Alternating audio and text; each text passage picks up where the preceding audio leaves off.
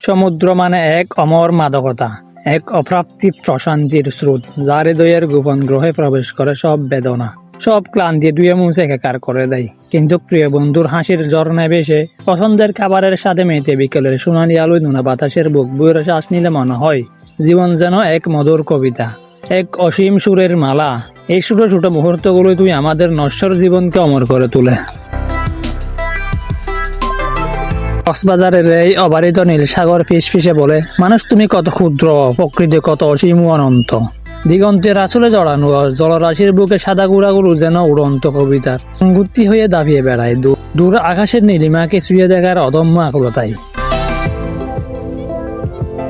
এ ভূমি শুধু সৌন্দর্যের নয়, ইতিহাসেরও সাক্ষী। প্রাচীনকালে এর নাম ছিল ফালঙ্কি, আরেক নাম ছিল পানুয়া হলুদ ফুল। শতাব্দীর পর শতাব্দী ধরে আরাকান, মুঘল, পর্তুগিজ ও ব্রিটিশের পদচিহ্ন বয়ে বেড়েছে এই বালুকণায়। 1799 সালে British East India company captain Hiram Cox আরাকানের শরণার্থীদের পুনর্বাসনে এসেছিল এখানে। তার নামবিক কর্মের স্মরণে গড়ে উঠেছিল এক বাজার, কক্স সাহেবের বাজার, যার পরবর্তীতে হয়ে উঠল কক্স বাজার।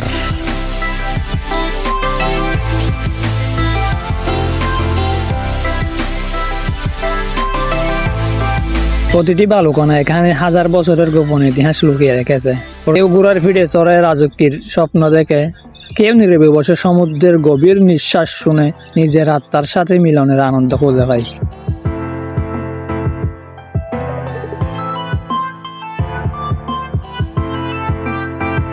সমুদ্র যেন এক উন্মুক্ত রঙ্গমঞ্চ, যেখানে জীবন নিজেই নাচে, গায়ে উড়ে বেড়ায়।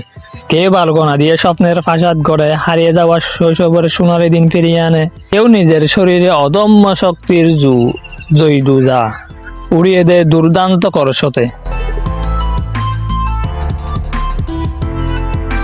ঢেউয়ের সাথে পাল্লা দিয়ে যখন তারা আকাশ ছুঁয়ে উড়ে যায়, তখন মনে হয় এই তো তরুণদের চিরন্তর জায়গা, এই তো প্রাণ শক্তির উদ্দাম নৃত্য। এখানে আনন্দের কোনো শৃঙ্খলা নেই, আছে শুধু মুক্তির মাদকতা আর জীবনের অফুরন্ত উল্লাস।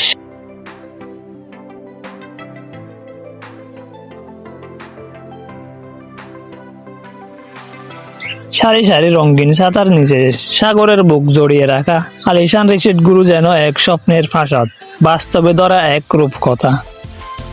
বিকেলের মুলায়ন সোনালি রোদে ইজি চেয়ারে শুয়ে অসীম নীল জলরাশির দিকে তাকিয়ে থাকা এই যেন এক দুর্লভ বিলাসিতার কবিতা, এক মধুর নীরবতার গান। নাগরিক জীবনের লোহার শিঙ্কর এক নিমেষে ঘষে পড়ে এই মৃত্যু ঢেউয়ের সুরেলা ছন্দে।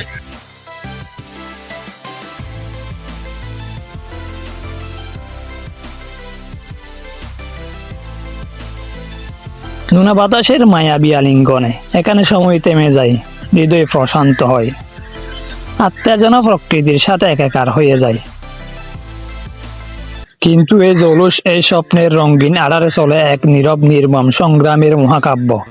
উত্তাল ঢেউয়ের সাথে প্রতিদিন যুদ্ধ করে যারা জাল টেনে জীবিকার সন্ধান করেন, তাদের প্রতিটি টানে, প্রতিটি গামের ফুটায় মিশে থাকে অসংখ্য পরিবারের আশা, স্বপ্ন আর টিকে থাকার বেদনাময় গান। আমরা যখন আনন্দের সাগরে ভাসি, তখন তারা জীবন মৃত্যুর সীমানায় দাঁড়িয়ে পরিবারের স্বপ্নকে বাজিয়ে রাখেন।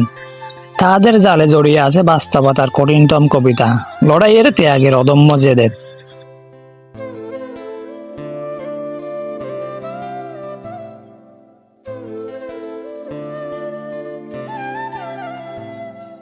এই সমুদ্র শুধু আমাদের নয়, ভবিষ্যতের কোমল চোখেও এক মহাবিস্ময়ের আয়না। তখন তাদের মধ্যে জেগে ওঠে নতুন স্বপ্নের ডানা, নতুন আশার আলো। তারা এখান থেকে শেখে বিলাসিতাকে আলিঙ্গন করতে, অজানাকে জয় করতে এবং সাহসের পথে হাঁটতে।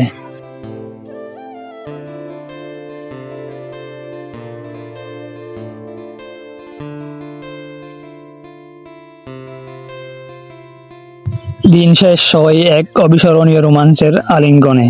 বালুর বুক চিরে এটিভি যখন বাতাসের বেগে উড়ে চলে, তখন শরীরের প্রতিটি লোমকূপে জেগে ওঠে জীবনের শুদ্ধতম আনন্দের সুর। এই গতি, এই আলো, এই সমুদ্র আর এই মুহূর্তগুলো চিরকাল হৃদয়ে গভীর আঙ্গান হয়ে থাকবে, ইনশাআল্লাহ।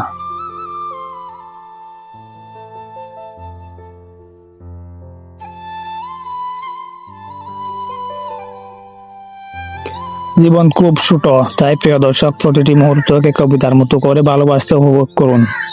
দেখা হবে আগামী কোনো রোমাঞ্চকর ভিডিওতে। যদি আমার চ্যানেলে নতুন হয়ে থাকেন অবশ্যই চ্যানেলটা সাবস্ক্রাইব করবেন। আসসালামু আলাইকুম।